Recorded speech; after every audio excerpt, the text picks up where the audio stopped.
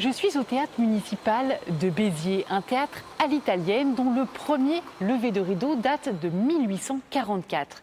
Près de 2 siècles plus tard, un vent nouveau souffle sur cet établissement. Il s'est engagé dans une démarche de développement durable. Il est devenu le premier théâtre français labellisé éco-responsable grâce à l'accompagnement de l'agence biterroise Primum Non Nocere.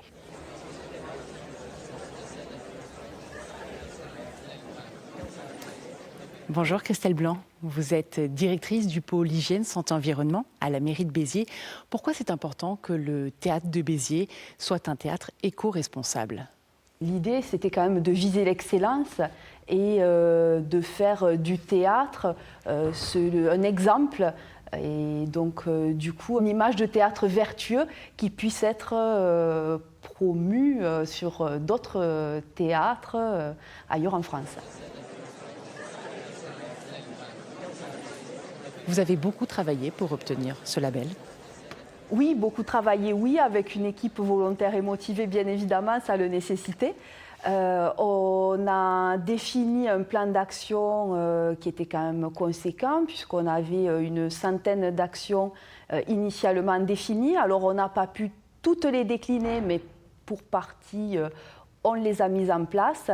Ça a nécessité quand même 2 années de travail avec l'accompagnement de l'agence Primum. Les sujets sont divers. On pouvait traiter aussi bien des déchets que de l'eau, l'énergie, la qualité de l'air. Et je ne les cite pas tous. La question de la qualité de l'air, qu'est-ce qui a changé ? Alors pour exemple, on pourrait peut-être parler du nettoyage du site donc de ce théâtre. Donc il y a quelques années en arrière, on pouvait utiliser une vingtaine de références en termes de produits chimiques. Aujourd'hui, 5 références du coup qui sont utilisées sur le théâtre. Sur les 5 références, ce ne sont que des produits écolabellisés.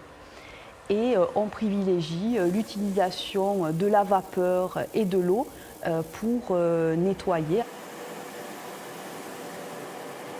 Sylvie Joviedo, vous êtes la directrice de l'agence Primum Non Nocere.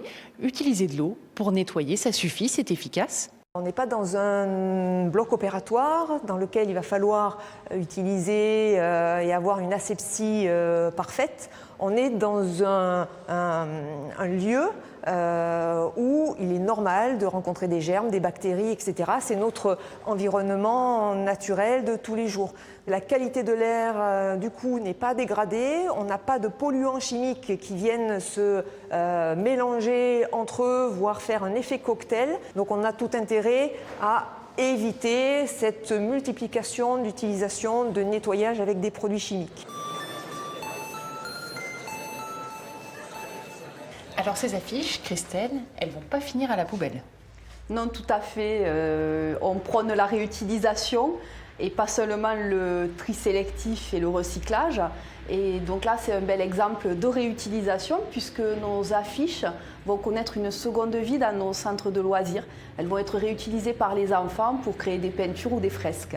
Ça coûte cher, toutes ces actions à mettre en place. C'est sûr qu'un produit écolabellisé va coûter un peu plus cher qu'un produit chimique de base. Par contre, c'est vrai qu'il y a d'autres actions de développement durable qui peuvent tout à fait générer des économies. Notamment des économies quand on va parler de nos consommations énergétiques.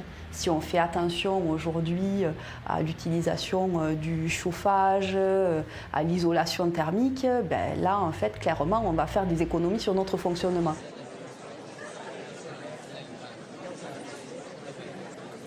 Est-ce que les institutions culturelles ont encore beaucoup d'efforts à fournir ? Elles ont un rôle d'exemplarité et de pédagogie à jouer.